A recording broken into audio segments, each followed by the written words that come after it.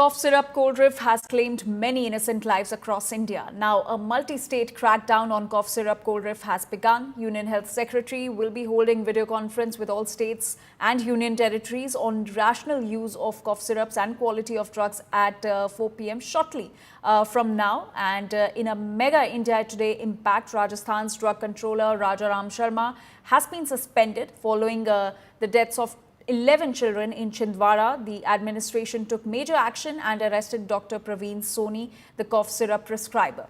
The government has also blacklisted the manufacturer Kesans, banning all future purchases. In Rajasthan's Bharatpur, a 60-year-old woman fell sick after drinking the cough syrup. Even a doctor who attempted to prove that the cough syrup he had prescribed was safe went terribly wrong, and the doctor landed in the hospital. Rajasthan, Madhya Pradesh, Tamil Nadu and Kerala have banned the sale and distribution of cold rift cough syrup after laboratory tests found that the medicine was substandard and adulterated. A toxic chemical was also found that can cause severe harm or even death.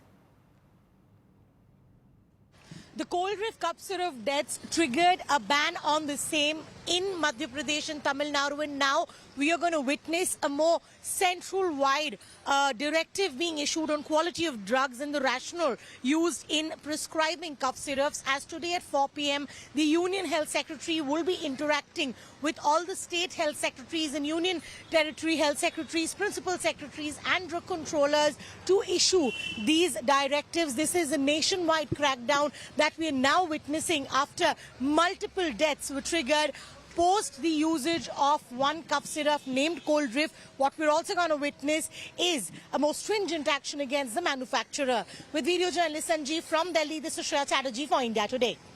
Madhya Pradesh के छिंदवाड़ा में मरने वाले बच्चों का आंकड़ा अब 11 तक पहुंच गया है। जहरीली कफ सिरप पीने से पहले 9 बच्चों की मौत हुई और शनिवार देर शाम को स्थानीय प्रशासन को 2 और बच्चों की मौत की जानकारी नागपुर से प्राप्त हुई है। इनमें एक बच्ची का नाम श्रेया यादव है और दूसरी योगिता ठाकरे है।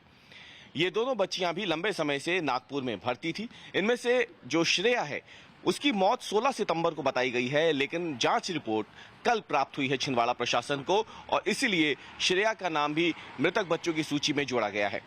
इसके साथ ही बच्चों का आंकड़ा, मरने वाले बच्चों का आंकड़ा 11 तक पहुंच गया है। बड़ी खबर यह है कि शनिवार रात को ही डॉक्टर प्रवीण सोनी को छिंदवाड़ा पुलिस ने गिरफ्तार कर लिया है। ये वही प्रवीण सोनी है जिन्होंने मरने वाले ज्यादातर बच्चों का इलाज किया था अपने निजी क्लिनिक में, और जब उनकी तबीयत बिगड़ गई थी तब उन्हें शासकीय अस्पताल भेजा गया था। वहां पहुंचने के बाद मालूम होता है कि बच्चों की किडनी में इंफेक्शन है, जिसके बाद उन्हें नागपुर रेफर किया जाता है और 4 सितंबर से लेकर अब तक एक-एक करके करीब 11 बच्चों की मौत इस पूरे मामले में हो चुकी है। छिंदवाड़ा पुलिस ने डॉक्टर को तो गिरफ्तार किया ही है, इसके अलावा कोल्ड रिफ्ट कफ सिरप बनाने वाली कंपनी श्रीसन फार्मास्यूटिकल्स के खिलाफ भी एफआईआर दर्ज की गई है। बीएनएस की 2 धाराओं के साथ ड्रग कंट्रोल एक्ट की धारा जो है वो भी जोड़ी गई है।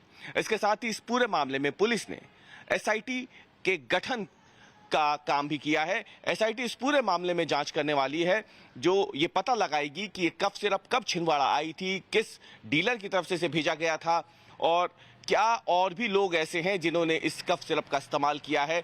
इन तमाम जानकारियों को अब एसआईटी भी अपनी जांच के दायरे में लाने वाली है। इस बीच मध्य प्रदेश सरकार ने मरने वालों के परिजनों को 4-4 लाख रुपए की सहायता राशि देने की घोषणा की है, लेकिन जिस तरीके से अभी भी नागपुर के अस्पतालों में छिंदवाड़ा जिले के कई बच्चे भर्ती हैं, इसी तरीके की समस्या को लेकर, उनकी जान को लेकर के भी अब सवाल खड़े हो रहे हैं, क्योंकि उनमें से कुछ बच्चे ऐसे हैं जो बेहद गंभीर हालत में छिंदवाड़ा से नागपुर रेफर किए गए थे।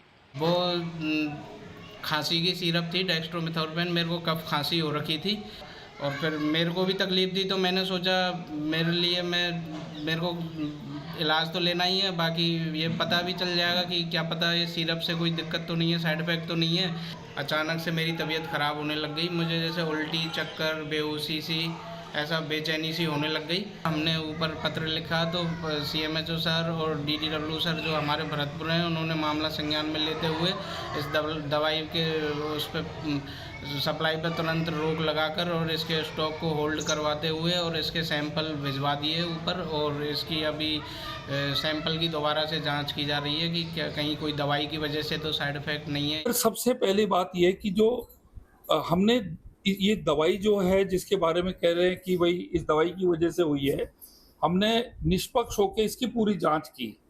हमारे ड्रग कंट्रोलर ने और RMSCL जो दवाई खरीदती है, ये दोनों ने मिलकर इसकी 2 जांचें करी है। इसके अंदर कोई ऐसी पदार्थ नहीं पाई गई जो जानलेवा हो सकती है। सरकार के द्वारा जो कंपनी जो खांसी की दवा बना रही थी उसकी दवाइयों पर बैन लगाया गया है, पर कंपनी के खिलाफ अभी तक कोई एक्शन नहीं लिया गया। किस प्रकार से देखते हैं? ऐसा माननीय हमारे चिकित्सा मंत्री जी है, कमेटी बना के जांच करवा रहे हैं। जांच में जो भी पाया जाएगा निश्चित रूप से कार्रवाई होगी। क्या सरकार संजीदा है सर पूरे मामले को लेकर, क्योंकि कई बच्चों की मौत हो चुकी है? बिल्कुल, सरकार हमेशा हर चीज़ पे कार्रवाई करती है और जो भी दोषी पाया जाता है उस पर कार्रवाई करते ही करते हैं। आरोग्य विभाग ने सूचनाएं जारी की है और साथ में ये भी पता किया कि इस कंपनी की कोई दवा हमारे GMSCL के द्वारा सरकार द्वारा खरीदी जाती है कि नहीं जाती है, उसमें ये दोनों कंपनी हमारे बायर लिस्ट में नहीं है। हमने उनको एम पैनल भी नहीं किया है, लेकिन एहतियात बरतते हुए कफ सिरप के अंदर जितने भी कफ सिरप है इसमें जो पाए गए कंटेंट से, मॉलिक्यूल से इस प्रकार की दवाएं है कि नहीं उसकी भी तपास, उसकी जांच करने के आदेश दे दिए। तो इस संबंध में जो ब्लॉक मेडिकल ऑफिसर है उनके द्वारा भी जो है एक जांच रिपोर्ट प्रस्तुत की गई और जांच रिपोर्ट में ये बताया गया है कि एक जो कोल्ड सिरप था, कोल्ड रिफ, उसमें एक ऐसा कंपाउंड है जिस वजह से जो है ये मृत्यु का होना पाया गया है। और जो कोल्ड सिरप है उसका लैब टेस्ट भी कराया गया और अभी हाल फिलहाल इसमें चूँकि जो मैन्युफैक्चरर है वो तमिलनाडु की कंपनी है, श्रीशान फार्मास्यूटिकल कांचीपुरम की कंपनी है, उसके खिलाफ भी मुकदमा रजिस्टर किया गया है। और जिसमें जो डॉक्टर जिसने कि प्रिस्क्राइब की थी मेडिसिन, डॉक्टर प्रवीण सोनी, उनके खिलाफ जो है अभी मुकदमा कायम किया गया। और फर्दर हम इसमें जो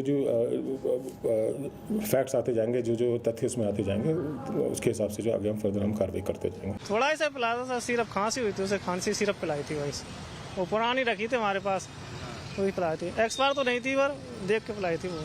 अभी क्या स्थिति है? अब वो थोड़ा ICU में चला गया, वेंटिलेशन पर है फिलहाल। डॉक्टर क्या कर रहे हैं? डॉक्टर साहब कह रहे हैं कोशिश कर रहे हैं, अभी तो चल रहा है इलाज। दवा कहाँ से लेके आए थे? हॉस्पिटल से दी थी। कौन सा हॉस्पिटल? सरकारी हॉस्पिटल से, भरतपुर से। यह दवाई मैं दिलाया था हाथीदह गवर्नमेंट हॉस्पिटल से, और उसके बाद में यह देने के बाद में बच्चा, जो छोटा बच्चा है पीयूष, वो 2.5 साल का है, वो तो बेहोश हो गया था। वहाँ से मैं उसको लेके और हाथीदह मेडिकल के ऊपर लेके गया, तो उन्होंने बोला कि क्या पिलाया है, मैंने उनको दिखाया यह दवा पिलाई है मैंने। उन्होंने बोला कि सापरा लेके जाओ आप। सापरा लाने के बाद में बच्चे के ऑक्सीजन लगाया गया, इमरजेंसी के अंदर एडमिट करवाया, बच्चे को ऑक्सीजन लगा के मैं एम्बुलेंस लेके वहाँ से ऑक्सीजन लगा के यहाँ पे लेके आया JK लोन हॉस्पिटल। यहाँ पे 2 दिन ICU में एडमिट है बच्चा, अब वार्ड में शिफ्ट किया है। And my colleague Shreya Chatterjee is now joining us with more details on this. Shreya, after numerous deaths across the nation due to cough syrups, now the centre has also taken note of the situation and will be chairing a meeting with the states and union territories. What all can be expected in this meeting? Well, the meeting is actually scheduled at 4 p.m. So anytime now we will get an official confirmation on the meeting beginning, because it is the Union Health Secretary who will be interacting with all the health secretaries of several states and UTs, along with the principal secretaries and the drug controller. 2 specific reasons and topic for the discussion will be the quality of drugs, what would be the way forward to monitor quality of drugs in respective states, and apart from that, the rationale that needs to be used when prescribing cough syrups, their compositions, etc. All this will be discussed in today's meeting clearly, and probably after this meeting we'll definitely be seeing more countrywide unified measure being applied, because clearly the entire cold reef killer cough thing, we are right now finally seeing the central government also taking cognizance of the matter.